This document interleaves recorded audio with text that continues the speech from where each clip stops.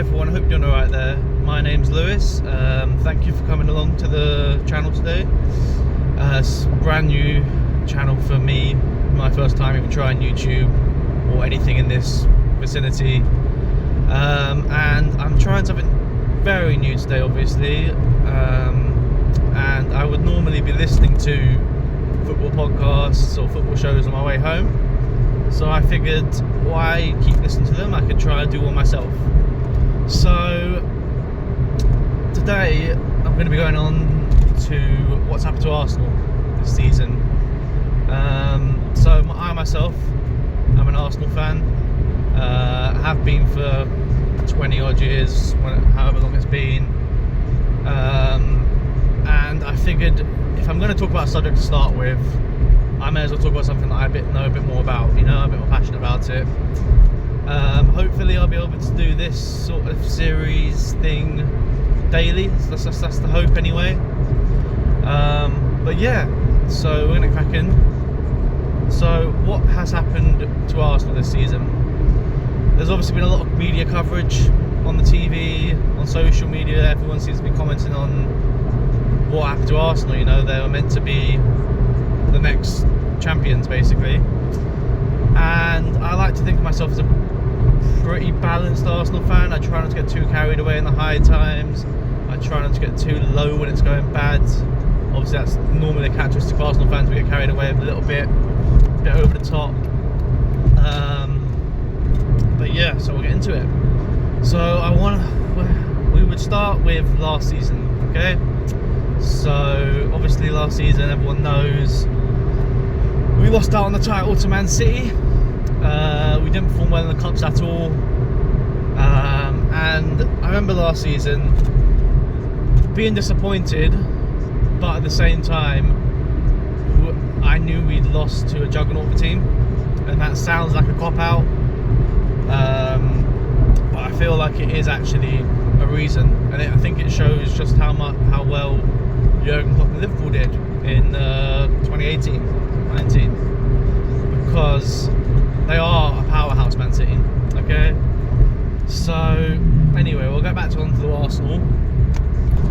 So obviously last season we fell short, and looking back on it now, the way I look at the Arsenal team is that we lost it on two different occasions last season. One being the West Ham and Fulham games in December, where we somehow lost at home to West Ham. I say somehow, it's happened 2 years in a row now, where they've killed our titles basically. But it came out of nowhere. Like at the time we was like, oh yeah, we'll get past these guys, we'll still be in like a couple points off, a few points off. And then we lost, it was like, we're like 5, 6, 7 points off here. This is getting a bit, yeah. Obviously Dubai comes round, and everyone knows what happened. Then we went on an amazing run, and we never looked back from there, really.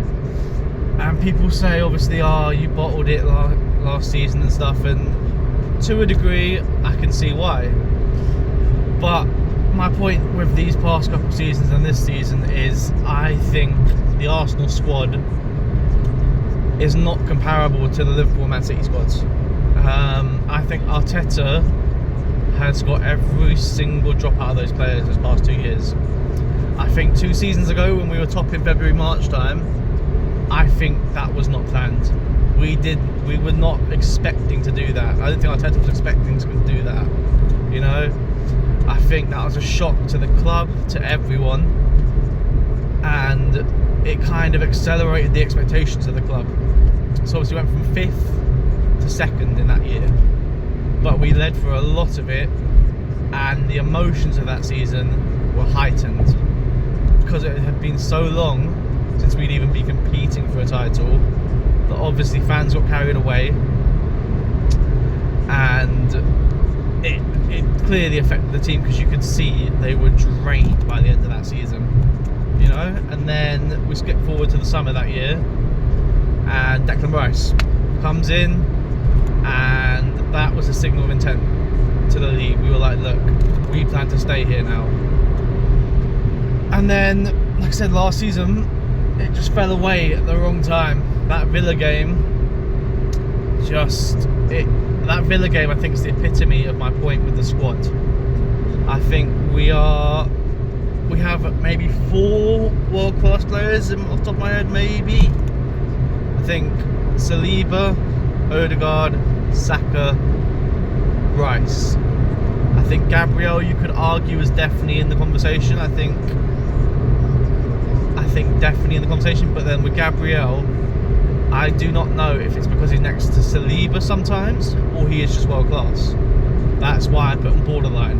It's like Konate this season with Liverpool. I think Konate's been absolutely immense. I think he's been a monster at the back.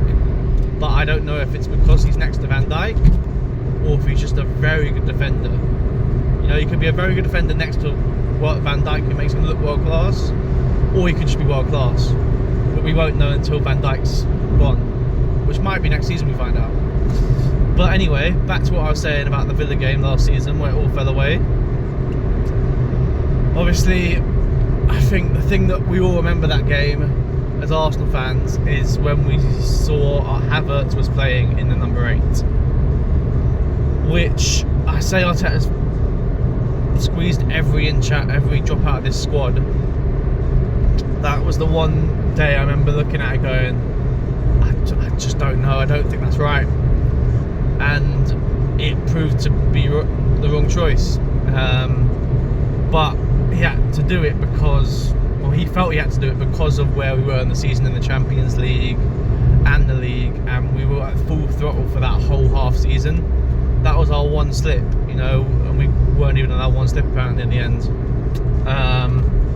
So I think that epitomises it.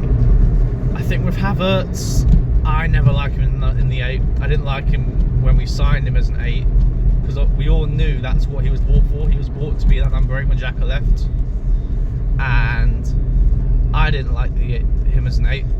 I have grown to love him as a striker. I say love him as a striker. I wouldn't say love him as a striker. I've grown to love him as a player. It's very much a toxic relationship, though, because sometimes he's the best on the pitch, and sometimes you want to pull your hair out. And I went to the Arsenal-Newcastle game in the Carabao Cup at home, and he just needed to get hooked. Like, someone had to say it, but he needed to get subbed that game. It didn't matter who it was for at that point, because you could just see it wasn't going to happen. It was the same in the United game a few days later. I don't like going in on him because he has given so much, like, passion and energy, and he gives so much, but it was poor those 2 games, you know. And I could just see when he was stepping up for that penalty against Manchester United this season that he was going to miss. I just knew it. So yeah, Havertz, my opinion on him is I like him as a player. I love his passion, his energy, his work rate. He is a big miss now that we haven't got him, but he shouldn't be our starting striker. He is fine to come in, play 20-25 games in the season, you know, come off the bench, come on as a striker sometimes, come on the right if you have to, come on in the 8, like come on as just like a shadow striker like he was at Leverkusen. That's the Havertz that you need to try and get, though, the Leverkusen Havertz. He's not a number 9. He's a shadow striker. You want him floating off of someone. You know, you want him floating into just in behind, running them behind. Because he used to be a monster back at Leverkusen. He was a ball carrying, like, long shots. You just don't get that anymore, you know? So I just think we do need a striker. Everyone knows we need a striker. You know, it's very well documented. It's not a new opinion, that. But Arsenal fans, obviously, we love to defend Havertz. And I will defend him as a player. I cannot defend him as a striker. That's my thing. And I might get hounded for that by Arsenal fans, because it's not a very popular opinion, actually, within the fan base. You know, people love Havertz. And like I said, I think if you can have him playing 20-25 games a season, that's perfect for him, I think.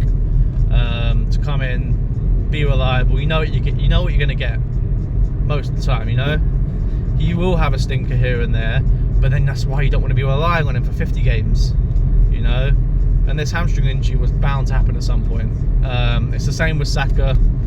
He was just playing non-stop, and there was always going to be a breakdown at some point. You know. Yeah, so that's my thing with Havertz.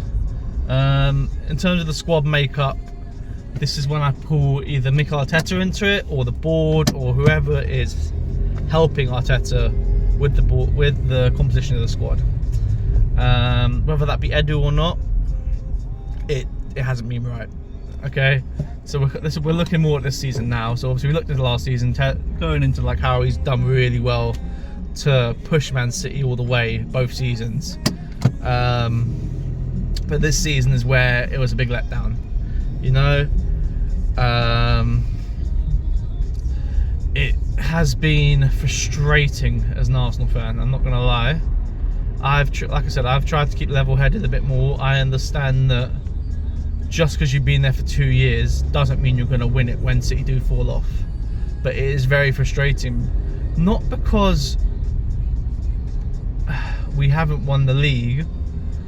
I think it's frustrating for us fans because we haven't performed like we have in the other seasons. If we played like we did in the other 2 years, we would be up with Liverpool. We might not be winning the league, but we'd be right up there, neck and neck with them. And we've essentially choked in some big moments this season. You know, when the draw with Everton, and it felt like at that point in like November, December, that whenever Liverpool dropped points, we dropped points as well. You know, it felt like we never gained on them, which was a big mistake from us. You know, everyone knows in touchdowns, if they drop points, you have to gain on them in that moment, put pressure on them. And I think Liverpool just never felt the pressure from us because we never applied it. So yeah, I bring this back to the composition of the squad. So obviously I'm not a manager. I like the side of the game, but obviously I'm not a manager. But even I know if I'm playing Football Manager, FIFA Grimwood or whatever, I need to have some sort of depth in positions. You know, I need to be able to rotate squads. For those of you who play Football Manager, you'll know what I'm talking about, like sharpness, and you're more likely to get injured if you play more games. Okay, so we look at Bukayo Saka. He played non-stop since he's been in the team. Really, he hasn't really had any time out. You know, he's played internationally.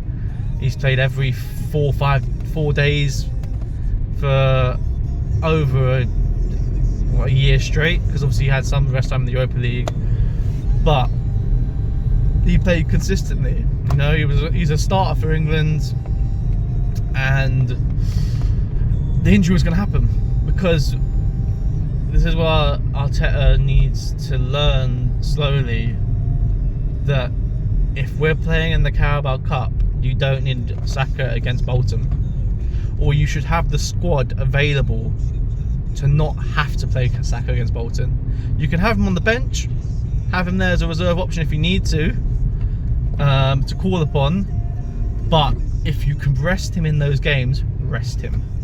Obviously we've seen Slot make a bit of a mistake against Plymouth, where he rested all his big names like Salah, Van Dijk, Trent. He didn't put any of them on the bench, and that was, in hindsight, a mistake, because obviously he didn't have them to call upon.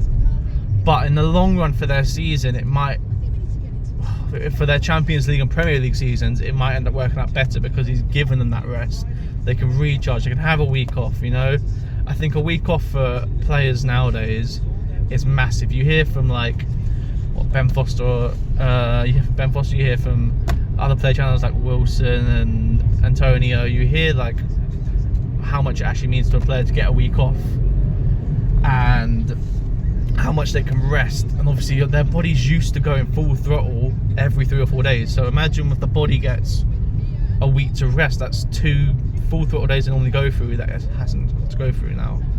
You know, so I do look at Arteta there a little bit, but that also comes back to what I was saying about the squad composition. You know, we went out and bought Calafiori and Marino as like the two main signings, you know, and I actually liked the signings at the time in terms of the players, and thinking that we're going to get more than just them two.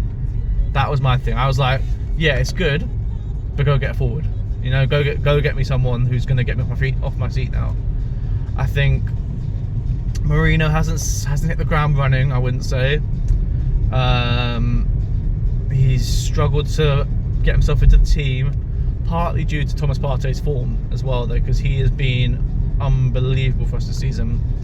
And on a separate point, I think he should be getting a contract at least for another year. But yeah, Marino has been good, but he hasn't set the world alight. He hasn't been who we thought he was going to be. A lot of people misprofiled him when they came in. People thought he was going to be the 6, and I never thought he was going to be the 6. I think they must have seen the Euros when he came on. He was coming on for Spain. Maybe they seen him come on for Rodri and thought, oh yeah, okay, that's going to be the guy. But people forget that he was the one that scored the winning goal for Spain in the semi-final with the header, and that's what Marino more is.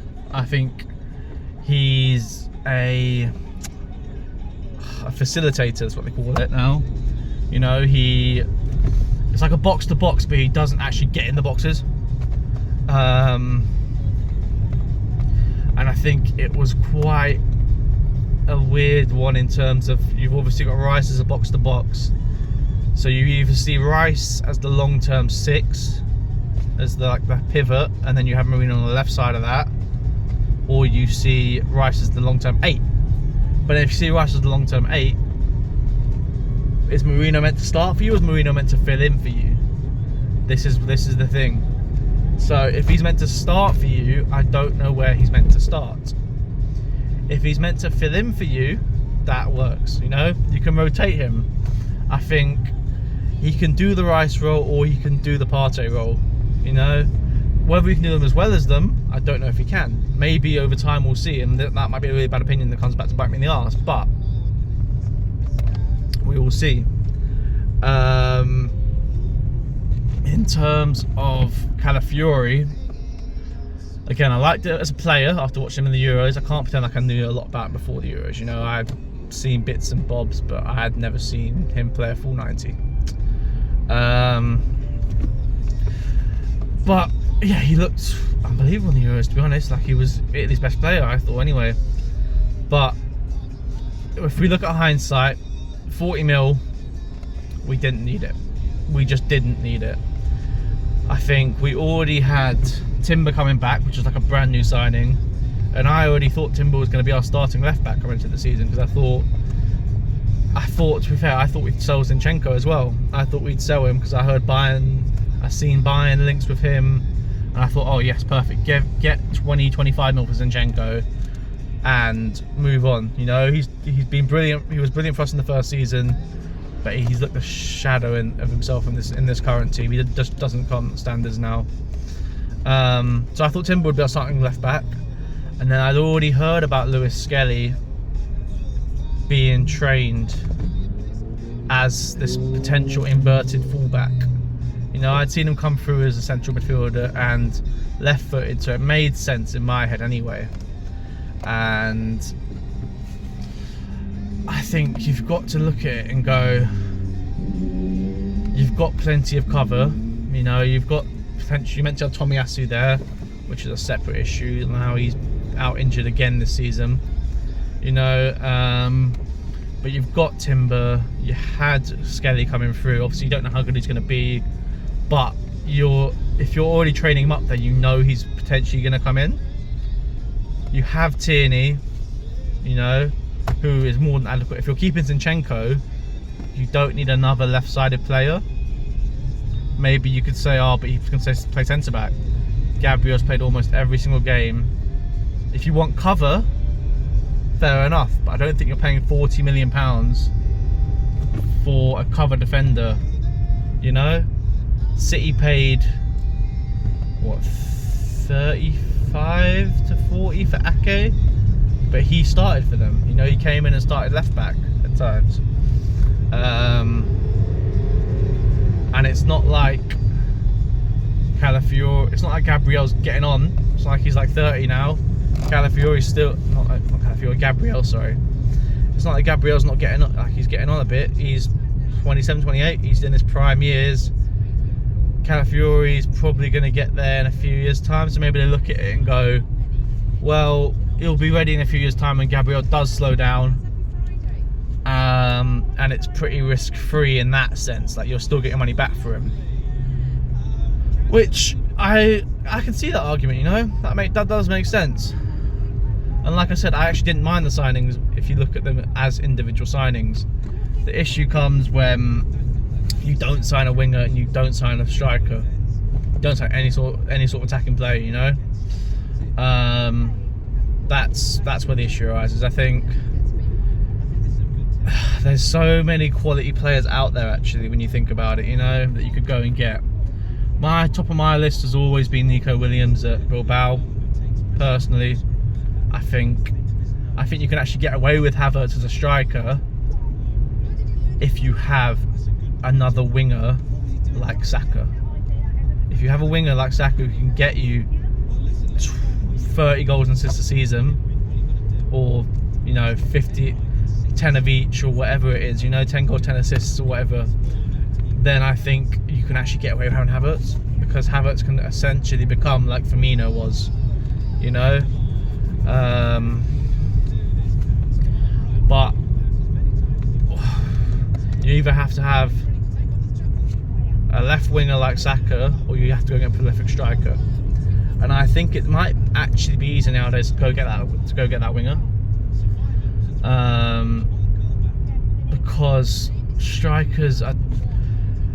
The striker for Arsenal has to fit the profile. I think Arteta's going to be very specific with what he wants from a striker. You know, he clearly wants hard work from them. He clearly wants good hold-up play. He clearly wants a presence up front. He doesn't want a little striker, you know. He wants someone with presence up there. Hence why he's played Mourinho there recently, you know. Should never be happening, but anyway.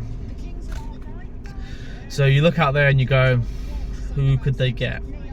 And I think if you could have got Osimhen, you should have just got Osimhen. You know, he had a £75 million release clause, I think it was. He's ended up in Turkey. That deal could have been done, you know. I think Gyökeres, you didn't know really. Like, he was a bit... People obviously knew he was in good form last season, but you can't really buy someone for that much money, 80 mil, based on half a season or a bit more form, you know. We've made that mistake before with Pepe, so I was actually happy we didn't do that one at the time. In hindsight, we don't know. You have to see how he's performing for the rest of the season now at Amorim. If he still keeps those numbers going, then I think that 70 mil release clause you have to look at a bit more. In terms of other strikers out there, I don't see us going for a Liam Delap. I seen Darwin Núñez we were linked with at some point, which I just could not understand that one for the life of me. I think if we'd have bought Darwin Núñez, it would have just been Havertz with a cherry on top of the cake. It would have been horrendous from us. Other strikers out there that are actually attainable, I don't see many. Everyone mentions Isak. I don't think he's actually attainable. Not for Arsenal. I think if Arsenal scrape together 150 mil for Isak, I would be, first of all, very surprised if we do that, and second of all, I'd be a bit surprised if Newcastle took it, because Newcastle have got to go and replace Isak. So unless Isak's going to be a problem in the dressing room with not being able to go on the transfer, I don't see why Newcastle would sell him, because they have to go replace him with someone, and there is no one out there as good as Isak. I think the only team that maybe could go and get Isak if they really wanted him, and I think it's only doable because they haven't spent money, is Liverpool.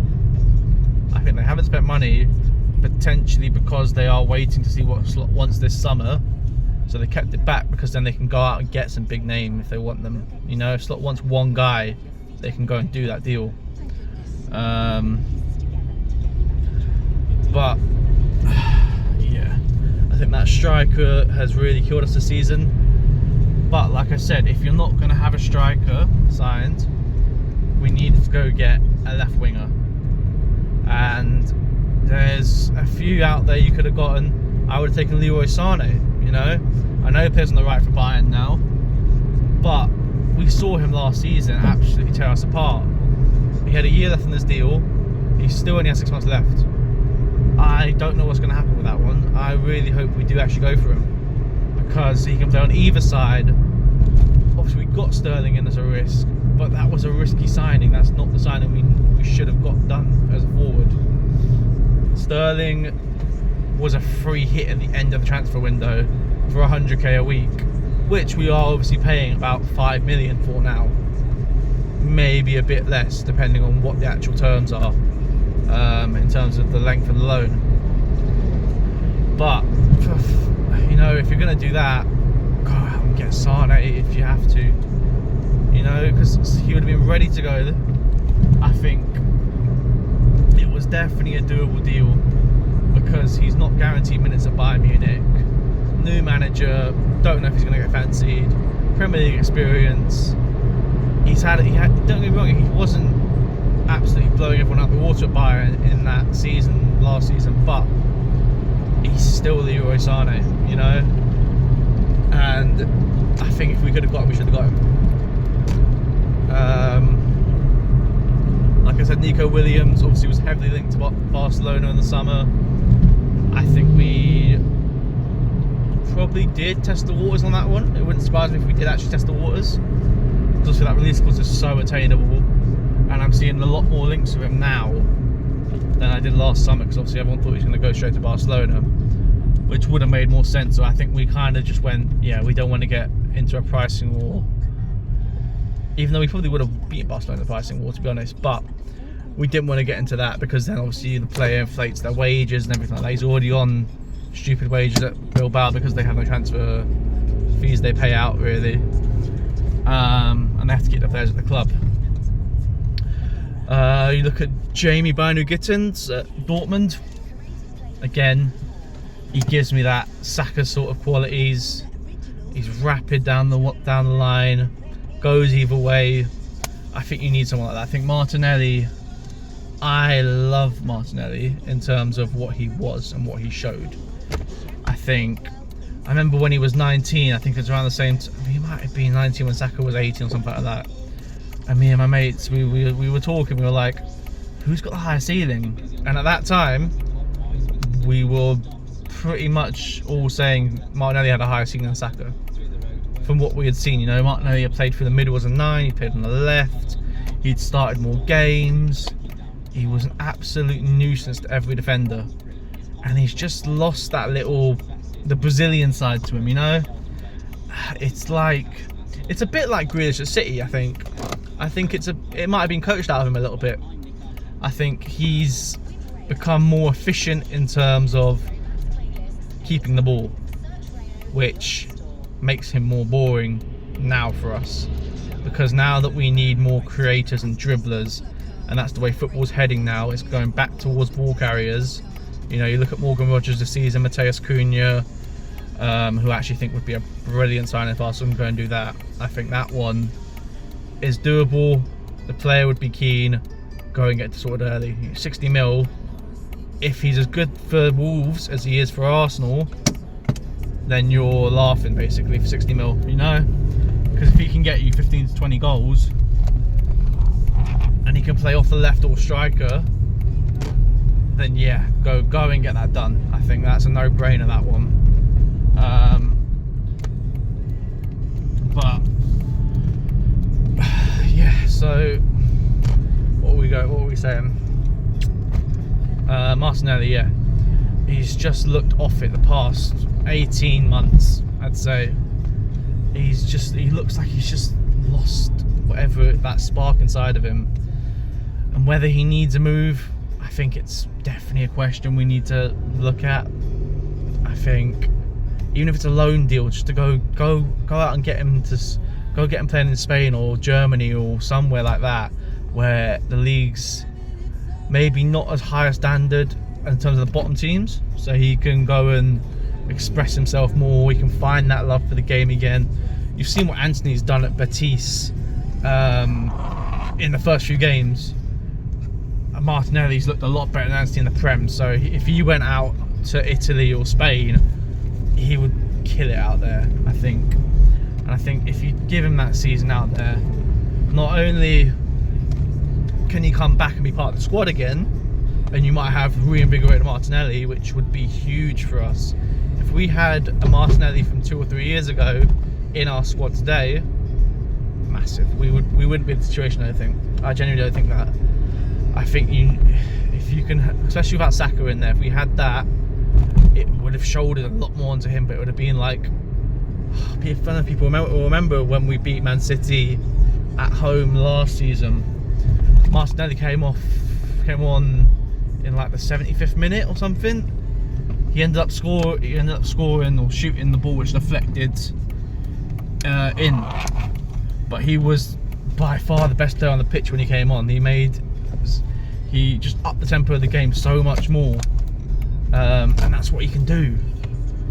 But he's just lost that step just to go past someone. And I think that's partly going to be coached out of him, because he obviously would lose the ball sometimes trying to do that. Yeah, so there's a lot of things going on with Arsenal now, and it's quite challenging to break them down. But if we're looking at the squad, like I said, I think Calafiori and Merino were good players to get in. They were good signings, but they weren't right for our squad at the time. We should have gone out and got a left winger, a striker, and then we do those positions. I think centre mid was actually a good position to go and strengthen, because when you look at Jorginho and Partey as the other options, you're getting a bit stuck there, you know. I thought maybe he'd look at Zinchenko potentially being as another midfield option. You know, he has done it for Ukraine before, but clearly he doesn't want to do that. So I think, but then I'm not sure if Mourinho was also the right profile for us, because he's very similar. I don't know. He's a bit of a similar profile to Rice in a way, you know, or to Jorginho or someone like that. I think we needed someone like a Danny Olmo almost, you know, or I'm trying to think what's out there now. Even like a Lavia potentially. Obviously he wasn't available, but I'm saying that sort of profile. Someone who can take the ball and drive a little bit, or a bit more technical on it. He's gone almost for that Mourinho approach, which I know a lot of Arsenal fans got onto Jamie Carragher about, but he wasn't wrong. I said this at the time. He wasn't wrong with what he said. If you watch us play, it can be boring. We play 6-foot players basically everywhere in the back lines of the pitch. If you go for our typical starting 11 is let's go over 6 foot. So obviously you got keeper Ben White, Saliba, Gabriel, Calafiori, Timber, both there. Partey, Rice, Havertz. Yeah. So you've got 3 players who aren't over 6 foot in that squad, and obviously he's going for set pieces. I get that, but it did push us away from where we had been. You know, if you look at us 2 seasons ago, in my opinion, we were the best side in the league in terms of attacking football. And that's saying something. Man City won a treble that season. But if people remember, at the start of that season, for the first half of that season, people were saying, oh, City don't look quite at it this year. You know, they look a bit off it. And Arsenal were tearing through teams, 4-5-2. Like, we had Gabriel Jesus in his pomp, basically.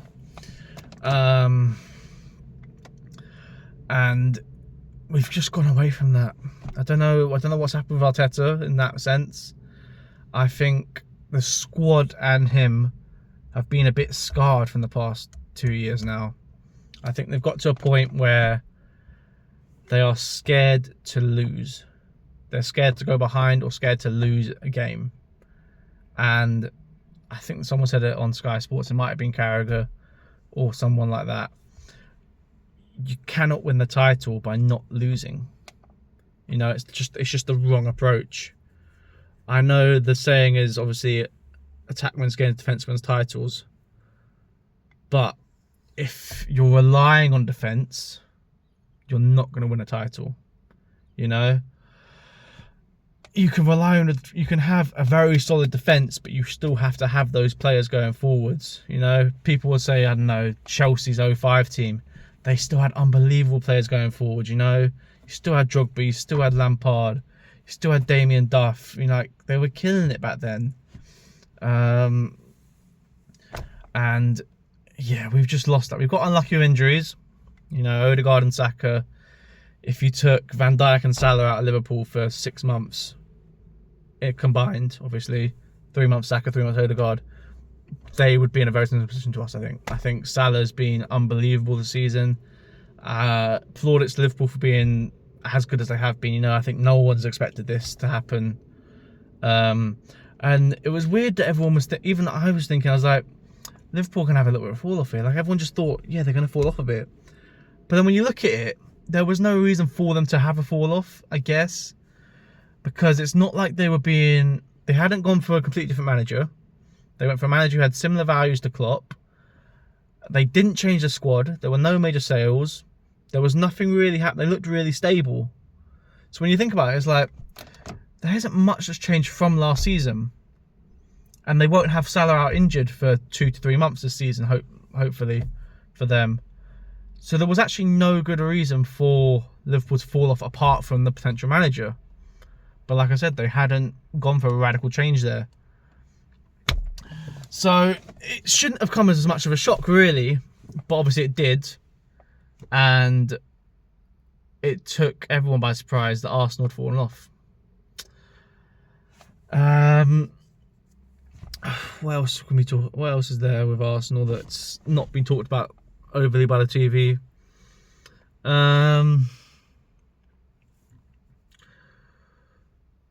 So we've gone on to Martinelli, and then the midfielder. We always go back to Xhaka with that, and it's crazy to think about that Xhaka is potentially one of the reasons that we haven't won the league. But I remember in that season 2 seasons ago when he was playing in that number 8 role, I called him the Flying 8, and it's still a running joke in the friend group now that I called him the Flying 8. But back then for us, he was flying up and down. I still remember the goal that always sticks in my head from Xhaka now is the Tottenham goal.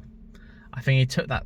It was just that day he was running the game and then scored that goal, and I was like, it's just a Flying 8. And we just never replaced him. I know we've tried. Rice has done brilliantly in the box-to-box role. And we need to figure out now. This is the crossroads. It's a crossroads for the squad, but I think it's a crossroads for Rice as well. I think he and the club need to figure out, is he going to be the 8 or is he going to be the 6? Because he's obviously going to play 6 for England. That's not a question. I'm not sure he can be... So let's say Odegaard last season was arguably the best 10 in the league with De Bruyne, you know? At times it was Odegaard, at times it was De Bruyne. I'm not sure Rice can be the best 8 in the league. Like, I'm not sure he can be the best 8 in the league. I think he can be the best 6 in the league. I don't think he can be the best 8 in the league. Which might be an unpopular opinion. People might disagree with it. I actually think the best way to get out of him is to scrap the 6 and the 8s. You know? Just have a central midfielder. You know? Have him potentially with Marino rotating. You know? One will go, one will sit. It's like Newcastle at the moment with Guimaraes and Tonali. They've been unreal. And when you watch them play together, it's not just, Tonali's just sitting. Like, that's all it is. If Tonali wants to go, Guimaraes will sit. if Guimaraes wants to go, Tonali will sit, you know, and that's a proper old school like double pivot. And I think that's what we need to start looking at potentially if we want to do that. And it will free up Odegaard a lot more. He's been getting a lot of stick this season. And I do somewhat agree with the Odegaard stick in a way. I think he does need to step up a bit more. You know, he has the quality. Maybe he's lacking confidence. But if it, just because he's our best, he's one of probably up there with Saka, probably was our best player last season when he was flying, he was driving us forward. You know, his creative genius. He needs to try and do those things when the chips are down as well. You know, I look at like Bruno Fernandes for Man United. Even when they're struggling, he's their best player. Even when we were struggling, Saka was our best player. And we need that from Odegaard more. You know, I don't doubt his quality whatsoever. I think he's, like I said, I think he's probably the best 10 in the league behind De Bruyne. He would have been the best 10 in the league this season if he'd have played that last season. But I don't know, that injury maybe came back too soon. Maybe he's fatigued. But I think the whole squad needs a rest, and I think it actually needs a refresh. I think we've gone through this cycle now. I think this squad has kind of gone through a cycle. It's not entirely, not like it has to be a wholesale changes, but I think we need 1 or 2 change arounds in the team. I think we obviously look at City, and they've gone through phases. You know, they started with Sane and Sterling, then it went to Sterling and Mahrez, then it went to Grealish and Mahrez. Now they're going for another one of like Doku and Savinho, you know? And they're forced into a refresh now because they pushed it right to the limit. Guardiola didn't want to make any changes to their squad because he trusted the players, and it has come back to bite him. So we need to be careful because the age can creep up as well. We're still a very young squad, don't get me wrong. Like, we've got like a good age profile of players. But the issue with our squad now is because they're getting to their peak, the top players, there is a risk that Real Madrid does come calling for like a Saliba, or, oh, God forbid this would happen, but let's say Salah does leave Liverpool and Liverpool fancy a right winger. Saka's, you know what I mean, he's our star boy. But there's, like I said, like I'm trying to say, there's always offers. Let's say Real Madrid lose Rodrigo to City. They might go, oh, Saka's there. He's not winning any trophies. So this is the issue with having all these world-class players that we have. If you don't win anything with them, they will leave you eventually, you know. And I don't want to mention Spurs, but it does give shades of Spurs under Poch a little bit. Currently, anyway. Because obviously they were competing, they weren't really competing. They came third in the last season, but you know, I had to get a little dig, but they weren't really competing, but they were a very good team. You know, I remember at the time we were dwindling wherever we were in Europa League places and stuff, and they were fighting for like third, second, kind of first. And they had very good players. Obviously, they had like Kane and Son and Eriksen, Ali, Vertonghen, Alderweireld, but they got picked off, you know, or they got too old, and it happens. So we need to be careful with that. I think we've come to a point now with the squad where I don't think this current squad will win a Premier League title unless it has a refresh in the summer. I think we need to go out and get a forward, definitely, because Saka needs help. Obviously, I'm a bit worried with Nwaneri. I'm going to be honest. No one's really spoken about it, but I'm a little bit worried in terms of he's a left-footed player, yeah. So right wing, he won't start. Right centre mid, he's not going to start. He's not going to play through the middle. I can't see him playing left wing, and I can't see him playing as left 8. That's the one position potentially I would look at. Maybe you could look at seeing what he could do in that left 8 role. But obviously he's not going to start straight away. That's not a concern. I'm saying in the long run, where's he going to play in the team? Because Saka's still 22, 23. You know, he's going to be there for years. Odegaard's 24, 25 maybe. He's going to be there for a good few more years. Where does Ranieri get minutes? Because he needs to play minutes. Foden got minutes at City in different positions. But if our squad is thin, Foden was able to get the minutes in City. Let me get the point. Foden could get minutes for City because they had world-class players around him in other positions. So if he was struggling in the game when he was 18, 19, you had De Bruyne, or you had Bernardo Silva, or you had Raheem Sterling back in the day. You had Sergio Aguero. You know, you had these players to drag him through it. If Ranieri has a bad game when he's playing for us, he's not got those players to drag him through it. You know, Declan Rice. He can do it, but he's not gonna drag the attack by himself. Martinelli's not gonna drag the attack by himself. You know. And then obviously means Saka or Odegaard's not playing if Ranieri's in, most likely, you know? So that's one area I'm actually a little bit concerned about, is what happens to Ranieri and what we do in terms of his development. Because it also ties in with Max Dowman, which is starting to get a lot more momentum behind now, in terms of people starting to find out who he is. A lot of talk about him. He's another left-footed player who's an attacking midfielder. So you're looking at it again going, where's he going to get minutes when he's hitting the 17-year-old age, you know? It's less of a concern right now, but it is in my mind thinking they're going to have to start looking at where these players are going to fit in, you know? Because you want to get these players minutes. I don't think you want to loan these players out, you know? I think if the guys who are going to be the guys for your club, like the main guys, they don't go out on loan. You know, you don't loan them out. Rashford didn't go out on loan. I know he's fallen off a bit, but at the time when he's come through, he was the guy. Rashford didn't go out on loan. Rooney didn't go out on loan. Foden didn't go out on loan. You know, these guys just don't go out on loan. You keep them at the club, you get them around experienced players, and you let them develop there.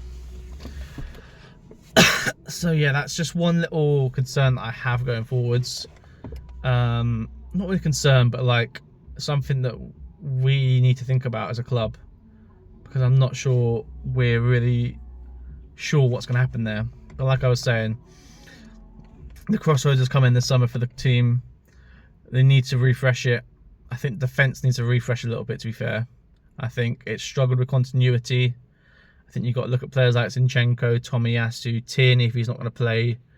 You need to start moving these sort of players on, bringing in players who are specialised positions. So obviously the big thing with Arteta has been he's loved players who haven't specialised in positions and can play in other positions, you know? It's like Guardiola loves that sort of thing as well. But it means that you're not specialised in an area. So striker, for example, we're not specialised in an area. Calafiori hasn't really played left back that much compared to now, you know? He's much more of a centre back, but he's been playing a lot more left back for us, which doesn't, you know, he's not specialised there. So I think we definitely need to look at that. I think we need to make a decision who's our starting left back. I think Lewis Skelly can definitely do a job there. I think you need to give him more minutes as well. Potentially he could move into that 8 role on the left side as well. I think he's capable of doing it, but I think you're going to get him more minutes at left back. So maybe focus on that for now. And then you just look at the squad. So right backs, you can still have Ben White and Timber. That's fine. Timber can either side. Perfect.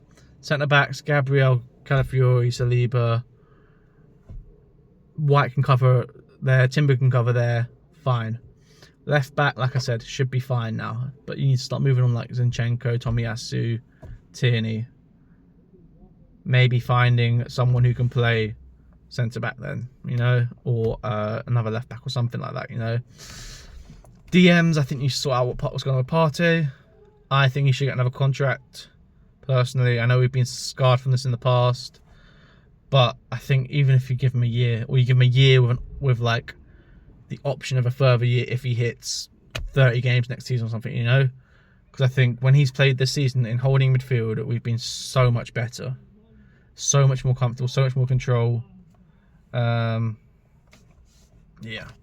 So I think Partey stays. Jorginho, you move on Jorginho. I think just for the age profile, I think I've actually really enjoyed Jorginho. I think he's been really good for us. But I just think you need to refresh it, you know, because you have him and Partey over 30. I think maybe, and also Jorginho's legs, the way the Prem's going now, it's more transitional. It's more pressing teams, you know, rapid wingers. I think maybe you look to move him on, and you make a decision on Rice if he's going to be the 6, or if you're going to go to double pivot, or what it is. But if you don't want double pivot and you don't want Rice in the 6, you need to go out and get a Zubimendi maybe, so you can phase him into the team while Partey's got his last year of his contract, basically. And then you're looking at, like I said, the forwards. I think if you're going to get Zubimendi in, moving on the defenders, maybe bring one in there, you're looking at forwards, and you have to go and get a striker this summer. You have to. It's not a question of when or if, it's a question of who. I look at, I think if I was going to pick one right now, I'd go and get Mateus Cunha. I think the profile fits, you know, people have been saying B-Tech Gabriel Jesus, or the new Gabriel Jesus, very, very different in terms of Cunha has been finishing chances which are not chances. Jesus was never that player. He was never going to be a finisher. Jesus was everything great about being a Brazilian striker, apart from the goals. So I think Cunha, go get that done, 60 mil. It just makes sense. And if I'm being cheeky, I'm then going to get Nico Williams for 40 mil, or whatever, 45, 50 mil, whatever the release clause is. I think if you could get them two in for 120 mil, then you're really challenging for that league title next season. But the squad needs to get a refresh, because Man City are going to refresh if they can, depending on what happens with their charges. Chelsea are going to strengthen. Liverpool will strengthen. Then you're looking at other teams that actually are coming up, like Forest and Bournemouth will have new revenue coming in from their European exploits, hopefully, for them. I actually do hope they get into Europe. I think they'll be really good for the league. But they'll be strengthening. Brighton will obviously strengthen, which people laugh at, like Brighton, Bournemouth, Forest strengthening, But these teams will be up there again next season, I think. You know, they will push on more. And that middle section of the Premier League is gradually moving up, and you're seeing like Spurs and United, they're getting caught by these teams. So you have to be careful now, because even teams like, I don't know, like a West Ham with Potter, they will want to get into that top half next season. Crystal Palace are going to want to get into that. Every team wants to get into that top half. Villa have been caught up this season because of the Champions League football. So you've got to be really careful, because it can come down very quickly if you leave if you're not active. If you look at City, they're getting caught into that middle pack. You know, they're fighting for Champions League football right now with about 4 or 5 teams. It's never normally like that. Normally it's top 7, and they're fighting between 4th and 7th for the Champions League football, or 3rd and 5th, or whatever it is. That's changing now. That middle pack is moving up to a top half pack, and I think that's not going away anytime soon. So we need to keep ahead of that pack, basically. So yeah, I think if we're breaking it down, squad composition, some managerial decisions have cost us previous titles this year. I don't think it has. I think he's actually done really well this season, Arteta, in terms of trying to figure out ways around injuries. I think he has got lost a little bit in terms of the identity of the club, but that's happened because of injuries, I feel like. I think if we can judge him more either by the end of the season or going off of next season, I think there's no one better we can get right now as well. So you look at it and go, he's got us from 8th. If you get a chance, go look back at the Premier League table from COVID 2021 or 20, I think it was that one, or 2019-20 maybe 2019-20 or 21 or 21. There's one of them where we came 8th, and I think it was 20. I think it was 1920 because when we won the FA Cup, I think. And you'll look at the table and it's just rogue. You've got, I think we're 8th. I think Burnley are 9th, Southampton are 10th. And the table's just a mess. It's just a mess all over the place. So he's taken us from those trenches to where we are now. So he is the right man. I think there's no question about that for me. But I think he needs to refresh himself. You know, he needs to go away in the summer, cool off for a bit, detox a bit from the whole football and what's been going on, and then come back next season ready to go, you know. But like, yeah, so I put a lot of it down with the squad composition, depth in squad. It was a mistake letting go of Smith Rowe and Fabio Vieira, and that's been well documented as well now, and Reece Nelson and stuff. Because the injuries are because of the squad composition. You know, if you have more players, you get less injuries. It's just how it works. Or if you have more players, you can cover injuries a lot easier. You know, we're playing Mourinho up front now because we have no squad. But yeah, it's a long chat. I hope you enjoyed it. I'm gonna try and do this a bit more frequently if it goes well. Yeah, I mean, I'm enjoying it. So yeah, hopefully you enjoyed and it will help with your drive home maybe. But thank you for watching.